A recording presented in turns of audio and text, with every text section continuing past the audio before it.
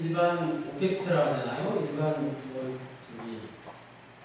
일반 사교 아주 클럽에서 연주되는 저 곡을 듣고 다른 사람들이 음악을 감동받고 기뻐하고 왜 그러는지 모르겠습니다.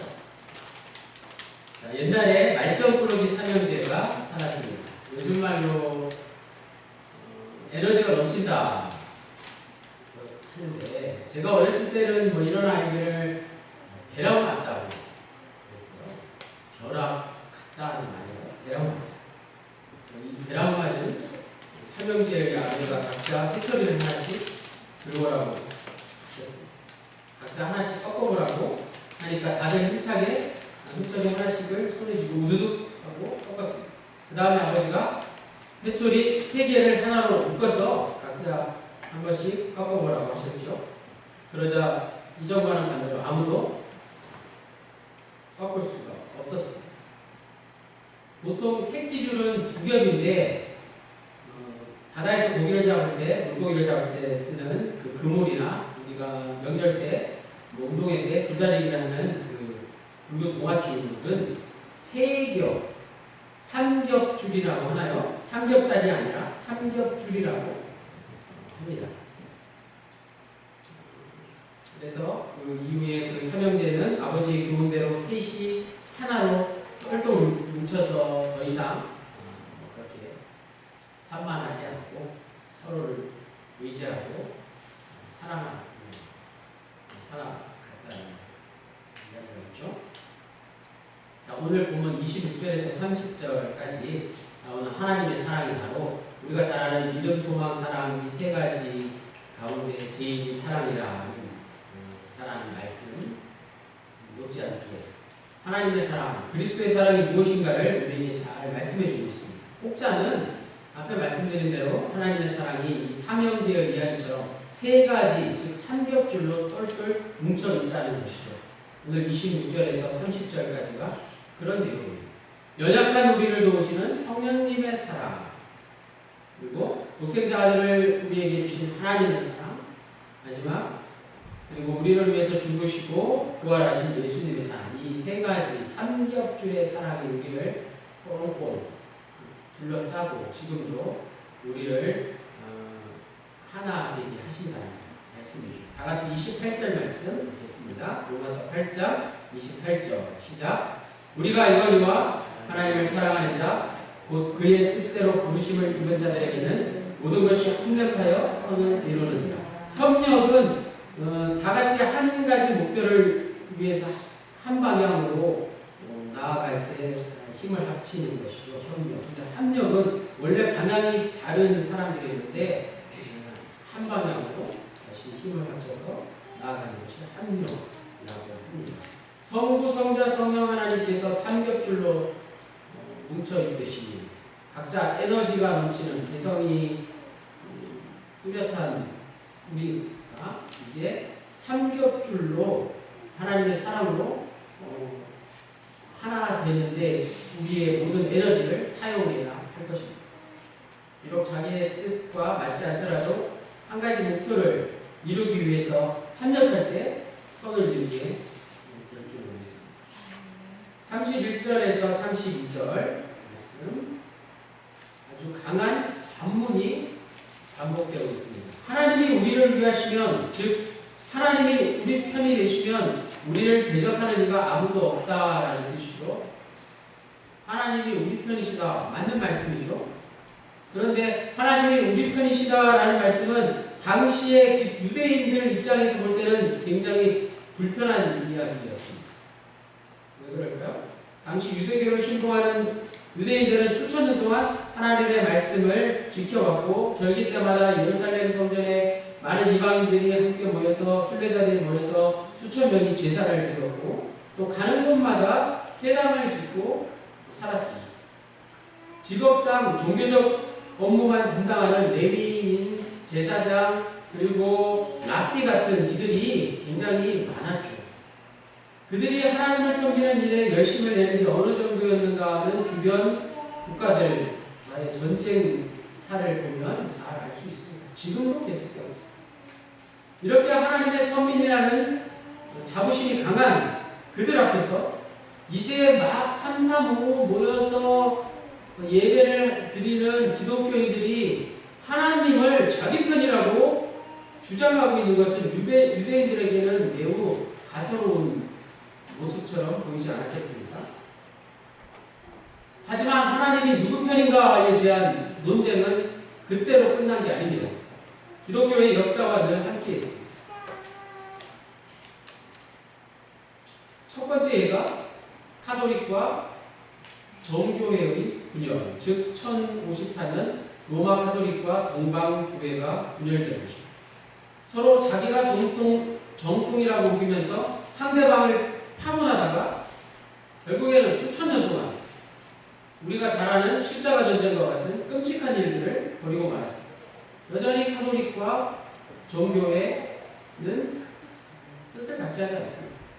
두 번째, 1517년 로마 카톨릭에서 종교개혁을 일으켜 개신교와 오늘날의 기독교가 분리된 것입니다.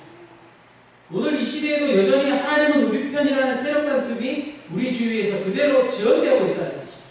안타까운 일 아니겠습니까? 하나님이 우리 편이라는 말이 이런 뜻을 가지고 있다. 그런데 역사의 반복이라고 말하기 전에 오늘 우리의 모습이 얼마나 부끄러운가 한번 돌이켜보고 그 사실을 인정하지 않을 수 없습니다. 여기서 바울의 시대적 배경을 좀 더 자세히 알 수 있는 본문 36절을 먼저 보겠습니다. 36절 기록된 바 우리가 종일 주를 위하여 죽임을 당하게 되며 도살당할 양같이 여김을 받았나이다. 함과 같습니다.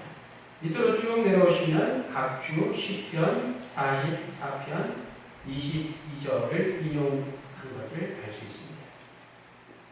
바울이 활동하던 1세기 중반 기독교는 우리가 잘 아는 대로 아무런 힘도 없었고 극심한 탄압을 받고 있었습니다.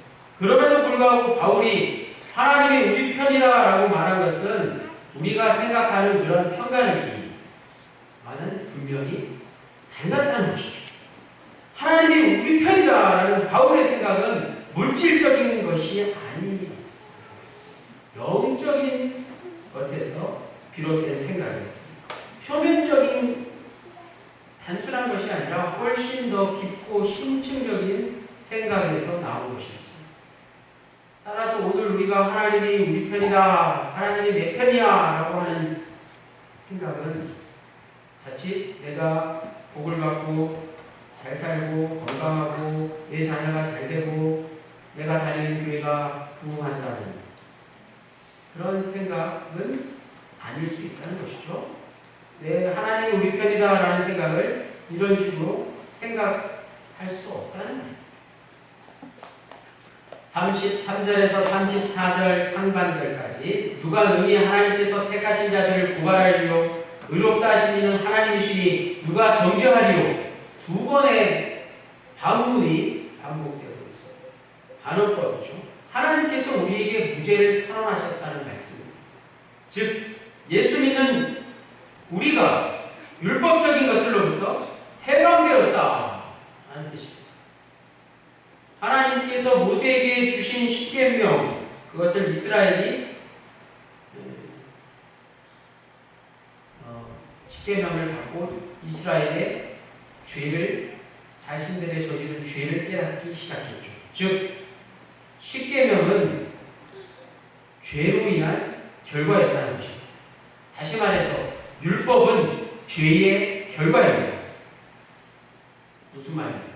오늘날 현대사회에서도 국회의원들이 법을 제정하는 이유가 결국 죄가 원인이기 때문 아닙니까? 소 잃고 외양간 고친다라는 속담이 무색하게 우리는 늘 죄를 짓고 그 죄를 또 짓지 않기 위한 법을 만든다는 사실이죠. 이와 같이 법이 있어야 죄가 무엇인지가 드러난다는 사실입니다. 마찬가지 구약에 나오는 율법이 없으면 죄도 없습니다. 따라서 하나님의 우리에게 죄가 없음을 선언하신 게 확실한가 아닌가를 확인합니다. 하나님이 우리에게 죄가 없음을 선언하신 게 확실한가 아닌가를 우리가 어떻게 확인할 수 있습니까? 우리가 율법 없이도 살 수 있는가? 그렇지 않아요. 아니면 율법으로 여전히 살고 있는가를 확인하면 된다는 말씀이죠. 율법 없이 살 수 있다는 것은 말로 하기는 쉽지만 그것을 깨닫기는 매우 힘이 듭니다. 왜냐하면 늘 우리는 율법적으로 살아왔고 또 살아가고 있기 때문입니다. 사람의 인식과 생각과 판단은 한쪽으로 집중되는 경향이 매우 강하기 때문에 갑자기 다른 생각을 할 수가 없습니다. 예를 들어서 한국교회 대부분의 성도들은 주일 성수, 성수주의를 평생의 가장 중요한 신앙적 요소로 생각했습니다. 그런데 코로나19와 같은 하나님의 계시가 우리 앞에 나타나서 모든 것을 흔들어 놓았습니다.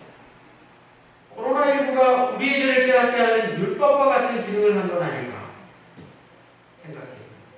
코로나19가 어떤 이에게는 여전히 율법주의에 머무르는 것일 수 있고 코로나19가 어떤 이에게는 하나님의 사랑을 깨닫게 하는 기회가 될 수 있다는 말씀이죠. 34절 후반부에 죽으실 뿐 아니라 다시 살아나신 이는 그리스도 예수시니 그는 하나님 우편에 계신 자여 우리를 위하여 간구하시는 자이시니. 예수 그리스도의 십자가 사건은 인간에게서 벌어질 수 있는 일들 가운데 가장 불행한 사건이었습니다. 인간 문명의 가장 큰 실패를 상징하는 게 저 십자가입니다. 그런데 2000년 전에 일어난 저 십자가의 사건처럼 오늘 우리는 여전히 십자가를 조롱하면서 살고 있는지 모릅니다. 여러분 십자가를 자랑하면서 살고 계십니까? 십자가를 조롱하면서 살고 계십니까? 무슨 말이에요? 예수 그리스도의 십자가 사건이 편가르기식으로 여전히 우리 사회에 적용되고 있지는 않나 하는 말씀. 당시에 그리스도의 십자가 사건이 종교적, 정치적 편가르기로 인해서 일어났던 것처럼 오늘 우리는 여전히 똑같이 그런 식으로 이 세상을 살아가고 있지 않느냐 하는 말입니다. 정치, 경제, 사회 모두가 그렇게 굴러가고 우리가 그토록 그렇지 않으려고 하는 교육마저도 자녀 교육에서도 이런 패권주의, 편을 가르는 일들이 벌어지고 있지 않느냐 하는 말. 세상은 편을 가르는 것을 경쟁력 있는 일이라고 말합니다. 하지만 기독교 신앙은 그렇지 않습니다. 하나님은 그걸 우리의 죄값이라고 단죄하시고 죄를 단정한다는 것이죠. 죄로 단정하시고 우리를 심판하셨습니다. 예수 그리스도께서 오실 때 우리를 심판하신 게 아니라 이미 우리를 심판하셨다는 말씀입니다. 다비아 정영석 목사님의 설교문을 직접 인용해서 말씀드리겠습니다. 진리를 힘으로 억압하는 이런 사태가 곧 하나님의 단죄입니다. 왜곡된 힘의 질서 자체가 바로 하나님의 심판입니다. 거기에는 자유도 없고 평화도 없고 대신 끝없는 소비와 경쟁과 위선이 자리하고 있기 때문입니다.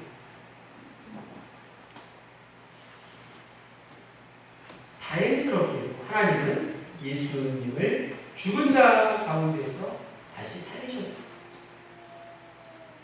십자가 사건으로 모든 게 끝났다면 인류는 영원히 단죄에 달았겠지만 부활로 인해서 구원의 길이 다시 우리에게 활짝 열렸습니다.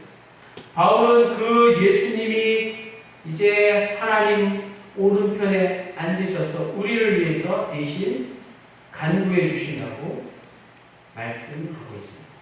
만약 예수님의 부활이 없었더라면 이렇게 우리를 위해서 성령님이 친히 간구해 주지 못했을 것입니다. 따라서 이제 우리는 십자가의 단죄가 아니라 부활 생명 안에서 살아가게 되었습니다.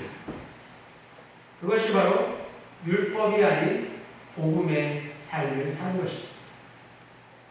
35절에 누가 우리를 그리스도의 사랑에서 거느리요 환난이나 공고나 박해나 기근이나 적신이나 위험이나 칼이랴. 그리스도인들이 감당해야 할 7가지 항목들이 열거되어 있습니다. 환난과 역기업, 박해, 그리고 굶주림, 적신은 헐벗음이라는 뜻이죠. 그리고 위험과 칼, 이런 것들이 우리가 세상을 살아가면서 당하는 것들이라는 것이죠. 우리가 순교를 생각해보지 않을 수 없습니다. 순교. 기독교인은 순교를 각오하며 이 세상을 살고 있다는 사실. 37절에 먼저 그러나 이 모든 일에 우리를 사랑하시는 이로 말미암아 우리가 넉넉히 이기느니라. 그런 죽음마저도 우리는 이긴다고 오늘 성경은 말씀하고 있습니다. 바울은 순교 앞에서도 그리스도인은 그리스도의 사랑을 배신하지 않는다고 분명하게 말씀하고 있습니다. 당시 박해를 받고 정말 사자밥이 되고 십자가에 달려서 불에 타서 순교했던 기독교인들 뿐만 아니라 오늘 우리에게 이 말씀이 어떤 의미일까 하는 것입니다. 만약 저와 여러분이 죽음이냐 신앙이냐를 선택해야 할 기로에 서 있다면 참으로 곤란할 것입니다. 대부분 말로만 그저 배교한다고 하고 마음으로 믿으면 괜찮다 하는 식으로 이런 위기를 탈출할 것입니다. 그런데 우리가 영화 같은 데서 많이 보았듯이 초기 기독교의 순교 역사를 보면 실제로 신앙을 지키려다가 끔찍한 죽임을 당한 이들이 얼마나 많았습니까? 앞서 말씀드린 순교자들의 삶을 영화로 담은 이야기들이 많이 있습니다. 사도 바울의 고백은 오늘 우리에게 또 다른 순교의 의미를 깨닫게 합니다. 오늘 35절, 37절, 그리고 고린도전서 15장 31절. 형제들아, 내가 그리스도 예수 우리 주 안에서 가진 바 너희에 대한 나의 자랑을 두고 단언하노니 나는 날마다 죽노라. 나는 날마다 죽노라. 바로 이 고백입니다. 숨이 끊어지는 죽임을 당하는 순교는 아니지만 오늘 이 땅을 사는 그리스도인들은 내 혈기를 날마다 죽여야 한다는 것이죠. 그때 내 영이 산다는 말씀 아니겠습니까? 오늘 우리가 눈에 보이는 순교 없는 시대에 살고 있지만 여전히 우리는 날마다 순교를 당하며 살아야 할지 모릅니다. 오늘 우리가 당하는 현대적 순교의 의미가 초기 기독교인들이 당한 그 실제적 순교의 의미보다 훨씬 더 가혹하고 훨씬 더 어려운 일일지 모르죠. 날마다 삶을 연장하면서 날마다 죽어야 한다는 말씀. 하지만 그러한 날마다 순교를 각오하는 그리스도인들의 삶에 그리스도의 사랑이 우리의 모든 궁극적인 토대가 된다는 사실을 분명히 기억해야 할 것입니다. 마지막 38절에서 39절까지의 말씀을 다 같이 다시 한번 읽겠습니다. 로마서 8장 38절로 39절 시작. 내가 확신하노니 사망이나 생명이나 천사들이나 권세자들이나 현재일이나 장래일이나 능력이나 높음이나 깊음이나 다른 어떤 피조물이라도 우리를 우리 주 그리스도 예수 안에 있는 하나님의 사랑에서 끊을 수 없으리라. 할렐루야. 아멘. 이 말씀에 무슨 주석이나 해석이 필요하겠습니까?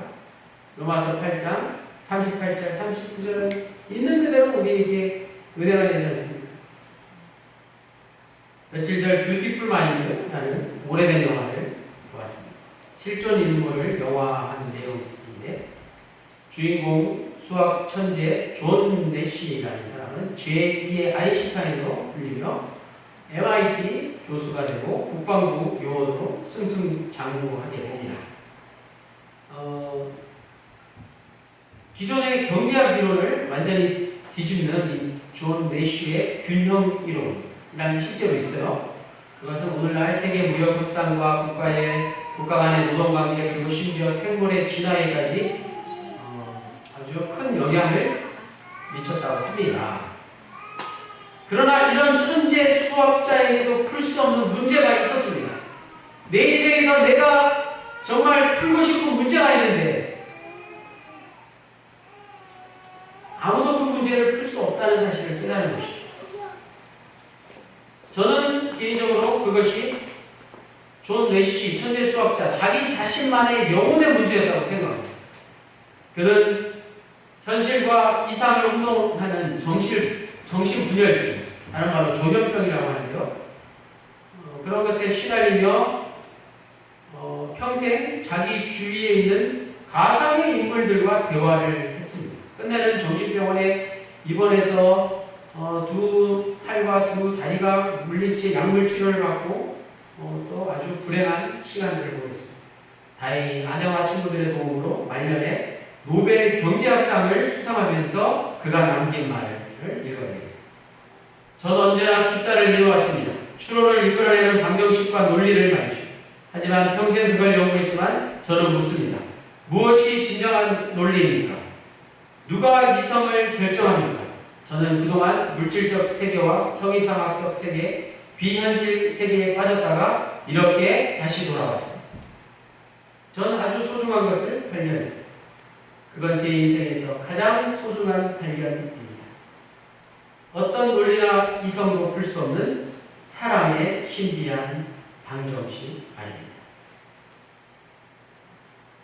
그러므로 그리스도의 사랑, 오늘 우리를 현실과 비현실에서 구원합니다.